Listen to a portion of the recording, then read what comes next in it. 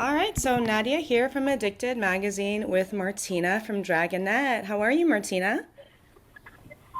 Starving? Oh no. Well, I won't keep you too long. I'm sure No, you're no, gonna grab I'm some lunch. actually eating. I, Oh. I'm, I'm eating some Vietnamese food. Oh I'm wow. trying not to like chew in your ear Oh, because don't worry I was about it. What been kind awake of all Vietnamese morning. food? Mm. I'm going to stop chewing from now on. I'm going to take a break. No worries. I love Vietnamese food. I do not blame you at all. So, I guess we will talk about the music, which is the important part here. I love the new single. Oh, thank you. It's wonderful. I'm so glad you guys are back with new music. Me Yeah, too. I know, like It took a while. it's been a few years. You guys put out your last record in 2012, Body Parts. Yeah. But while that was a few years ago, it's not like you guys have been sleeping on the job, so to speak. What kind of stuff have you guys been up to since then? Well, I've just been, we've all been doing a bunch of different stuff. Um, and obviously writing the new record takes us so long. We're just like, um, yeah, I think every record has taken us almost 3 years, if not 2 years. Yeah. But there's been obviously other things in between. I've done a bunch of writing with people, Mm-hmm. strangers and not strangers. I've just gone around and gotten to room with people, Mm-hmm. and that's yielded all these other stuff and collaborations and Well, what I love is that, even though you guys have like been quote unquote away, people have been hearing your music and these collaborations for years now. Like, you can't hit a dance floor anywhere around the world without hearing a song that your voice is on or you've had a part of. What are some maybe the most memorable collaborations that you've had, strangers, not strangers? um, one of them would have to be the Galantis guys, Kristen Carlson, Mm-hmm. Linus too. I don't know his last name, but That's okay. I went to LA and I had never met them before, and but I only knew that he was the guy behind Mike Snow, Oh yeah. and that he had done some writing for Britney Spears, and then it turned out that he had written like all of the rad Britney Spears songs, like all of the awesome ones he's responsible for. So working with him, I was kind of intimidated. I can imagine. But it was so fun, and he's like, just just the process of working with somebody who's like so pro. I just learned so much. And we got a couple cool songs out of it that were on his record. That's amazing. Now, I love the new music. I love how dancey it is, but I've been a fan for years and years. Like, Fixin' to Thrill is probably one of my favorite songs of all time. And, I've definitely noticed a shift from, that kind of electronic influence, but, a bit more kind of rock-based music to this super awesome, irresistible, very dancey, upbeat, yet still, deep and intense vibe music. What would you say kind of did something spark that shift, or was it a natural progression? Mm, I think it was just like our influences at the time of Fixin' to Thrill. Mm-hmm. I think they were quite just different. It was around the time that like Justice Yeah. was coming out with those really super heavy songs, Mm-hmm. and like there were it was like indie rock was mashing up with electronic Yeah. music and electronic pop in a way, Mm-hmm. and I just think we were really inspired by that mashup back then, and also we had basically been dropped by our label, Yeah. for lack of a better, more friendly term. Tell it like it is. No secrets and here.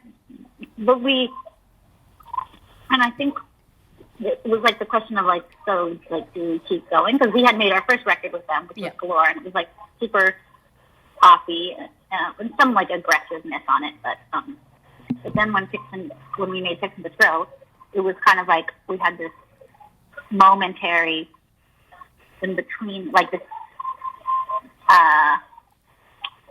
bit in between touring Galore and then making Fix and the Thrill. We were like, wouldn't even know if we were going to stay a band. Yeah. Because it freaks you out. And I think a lot of people kind of give up at that time because they're like, oh, well, I don't have a major label, so like what am I going to do? Yeah. I better just get a normal job. But, I'm so glad you guys didn't do that. Me too. And I think we made that record with like kind of like feeling like a little bit like, okay, who gives a fuck? Like what? Like it was really.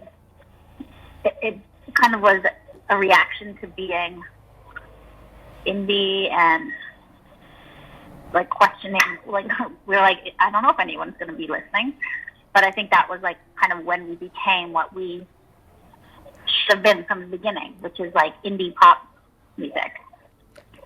And I think that's when we kind of like solidified and we got our own sense of who we were, as opposed to trying to like brainstorm with a major label. And have them kind of guide that process almost. Yeah, or like I think because we were so smitten with the idea that we got signed. Yeah. At the beginning, it was like, okay, what do you guys think? What should we do? We weren't like the band that's like, we have this vision and don't tell us what to do. We were like, really, we liked everybody at our label. We loved them. Yeah. We got along with them. They really liked us. And so we didn't really stop and ask ourselves, like, what are we? What are we doing? We were like, what do you guys think? Yeah. So, and I think with Fix and the Thrill was that kind of like, okay, maybe no one's listening. Let's make a record. And I think it was so cathartic for us. That's amazing. Fix and the Thrill was. And then I feel like Body Parts is kind of has kind of, it takes us close farther from the kind of rock and roll, but has some aggression in it. Yeah. And this album, I think, is probably the most emotional album that we've had, and quite, I don't know, texturally, it's very soft, I find. Yeah, it's like, at least from the single, it's definitely got, it's shiny, it's pretty, but there's a depth to it. Like it's not just, pretty girl pop music that you're gonna hear. Definitely on first listen, it gives you that energy and that kind of pep in your step. But I was reading a quote from you where you said that it was a covert sad song underneath this kind of shiny poppy exterior. Was that something that was intentional? Because I kind of hear a little bit of that, talking about Body Parts and, like from the catharsis and intensity of Fix and the Thrill, like Body Parts is shinier and poppier. But when I listen to the lyrics, I definitely hear, while it's not always necessarily sadness, there's definitely an aggression, like you said. Like there's depth and there's emotion to it. It's not just, bubblegum and rainbows and smiles. So is that something that kind of comes? I think that's like probably my most consistent songwriting style, even though I kind of float around. I think my friend, this friend of my sister's who hadn't really ever listened to our music before, he described it. He's like, oh, I hear like a joyful melancholy. And I was like, yeah, that sounds right. That's a beautiful description. Yeah, I thought so. I'd never like put it in words like that before, but I don't think I ever write like really sad songs or like just straight up happy party songs. I think I like when there's like this twist inside the content that probably, some people see the twist one way, other people see it another way, but I like there to be like a complexity, and I like tackling that and meditating on it when I'm writing it and like getting the picture. But like for me, like filling out this more three-dimensional picture of emotion or experiences, and I think that's where the yeah, that's where the duality in emotion happens in the music and my lyric.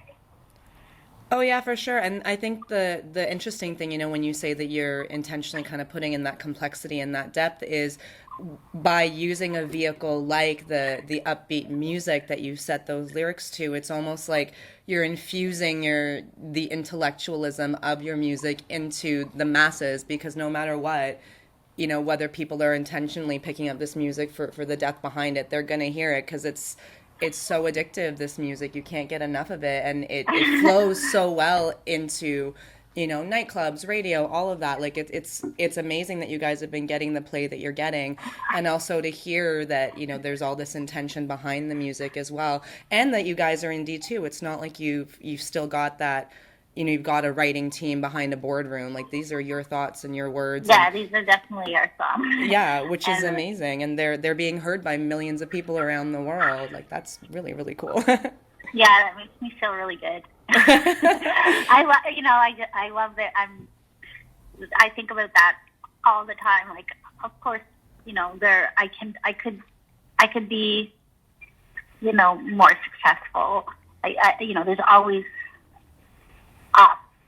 There's always you can always be trying to do better, but I really am so happy that I get to do this job, and that, like, it's not like I'm some international rock star, but like people listen to my music. That's crazy. I get to write music, and then people listen to it. It's not like bazillions of people, but it's a nice amount that it's like reasonable and makes me feel really, I don't know, like flattered. I love that. That's so amazingly honest. Thank you so much for sharing that. Because honestly, I think that you're an amazing rock star, and I've loved your music for years and years and years, and it's such a pleasure to be chatting with you right now. So this is kind of one of my little moments of fandom, which don't happen often, but I love when they do because they feel really good. Thank you. As my cat tries to crawl over you right now. So going back to the new record, you said it's taken you guys a couple of years to put together. So what brought you back to the table after, having all these amazing collaborations, working with, producers that have worked with the likes of Britney Spears and all of that? What kind of, was there like a light bulb that went off that made you guys decide, hey, it's time for another Dragonette record? Or is it? No. Yeah. Because basically we toured Body Part, and at the end of touring Body Part, Dan and I, we separated. Oh, okay. Which is not like the really a known thing right now. I'm just starting to talk about it. Oh, wow. And so there was this period of quite a few months, like probably closer to a year, where there wasn't any question of whether or not we were going to continue doing the band, but we didn't actually know how to do it. Right. Because the format was so different as opposed to, and it wasn't like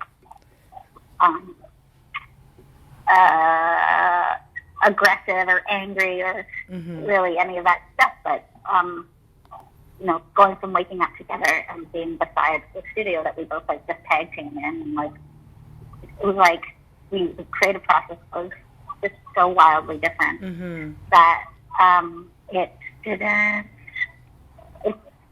Like something that already takes us a long time became like, it was like, well, do we even know how to do this anymore? Is this even going to work? Can we make a record? And so it was just like a lot of,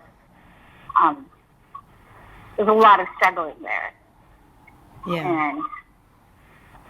And, just like figuring out, like, because we've never worked in a way where we go into a studio, we rent a studio out for, a year, or not a year, like a month, or whatever, like, people think artists do, where they rent a studio, or they go into the studio and they write an album. That hasn't been what we do. It's like, slowly we we write songs over months and months and months, and then polish them up and release them. Yeah. And so it's just like,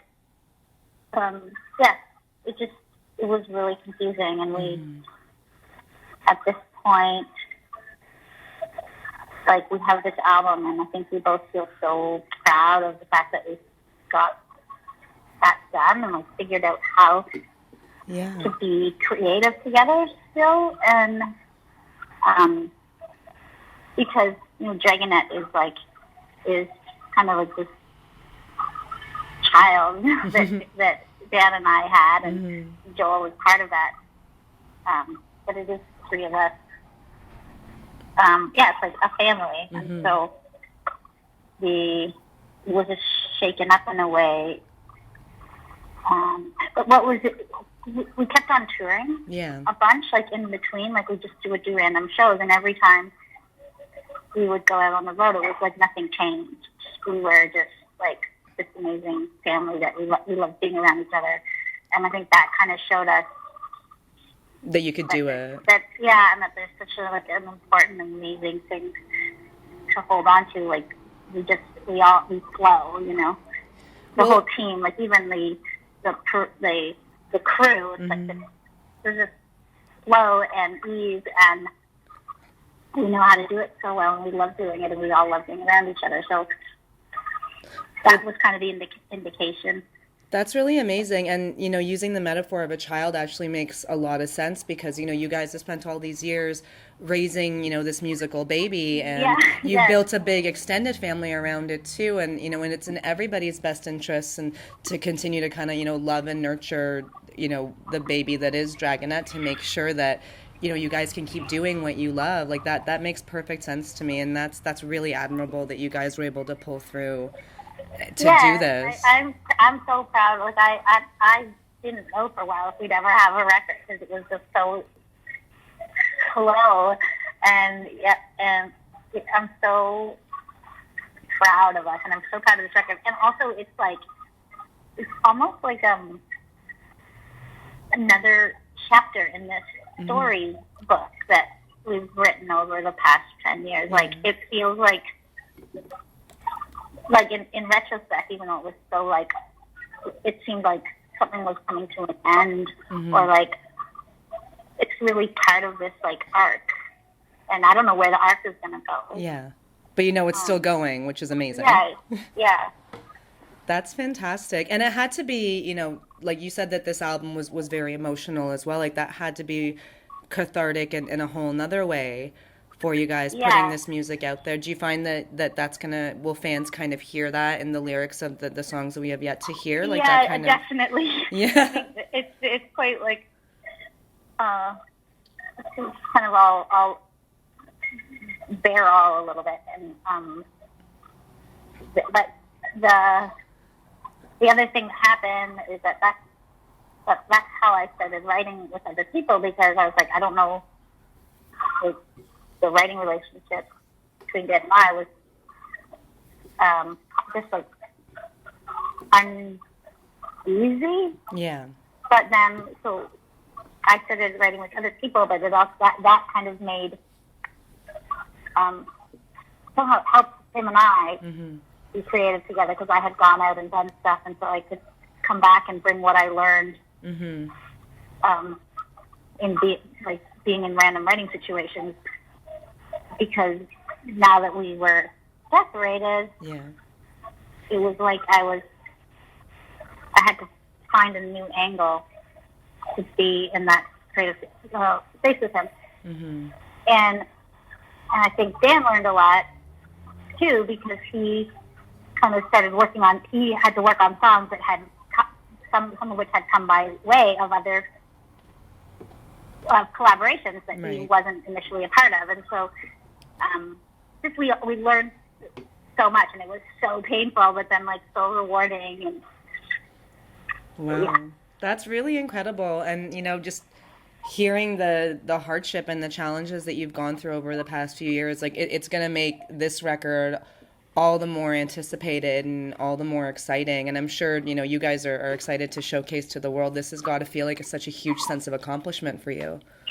Yeah, yeah. I mean, I hope people, I hope people listen to it and appreciate it. But for me, it was like it was necessary. Like even if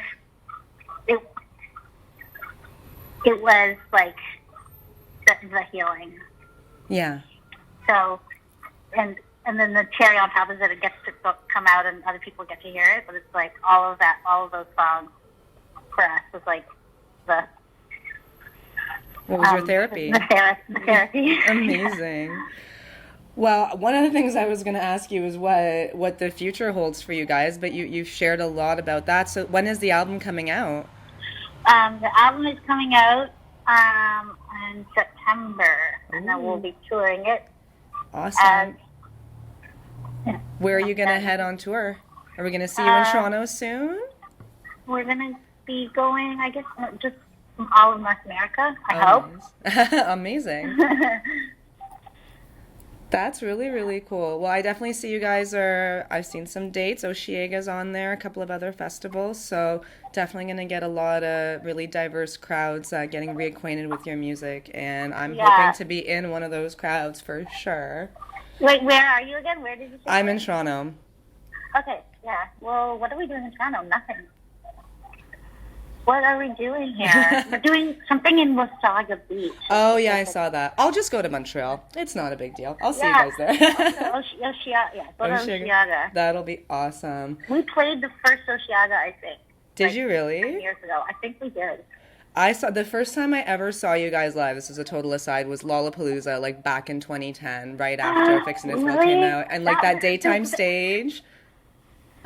That's crazy because that's the moment, that concert was the moment that I realized, because that was for Fixin' the Thrill. Yeah. And we had that song that was, I think that was gearing up or promoting Fixin' the Thrill. Mm-hmm. And that concert was when I was like, oh, we are a band. Really? Yeah. That's amazing. Yeah, because it was like, I had no idea. We had no idea. We're like, okay, we're playing Lollapalooza. Like, I guess they don't know that we're nobody. And then there was like so many people there. And I remember that. I remember that specifically. It was a total surprise for us. And I think we all were like, oh my God, yeah, okay, we can do this. It was such a proud moment for me as a fan, and that was actually, the time that I decided to start writing about music too, and I think I wrote about this feeling, but just hearing you guys, being from Toronto, like knowing you guys for years and years and going to, a place in the States and seeing like a really good sized crowd for you guys, even though it was a daytime set. I remember just being so proud to be a Canadian music fan and just like so excited for you guys, and now just seeing how everything is snowballed and, how you guys have had, a really great and eventful career over the span of 10 years, which is no, like, shy feat in this business. And it's just been awesome to watch you guys grow and to see other people, see and hear what I've been hearing for years and just how the music has evolved. Like, it's really, really awesome to see how you guys have progressed. I'm really excited for this new record. Thank you. Oh, it's my pleasure. So the question I usually wrap up with, so our magazine's called Addicted, and it's a big part of it is around kind of turning around the stigma of addiction. Like, obviously addiction is very serious and can be a very serious issue, but what we like to see when it comes to addiction is things that you love so much you just can't get enough of. So whether that's health, fitness, fashion, or in this case, music.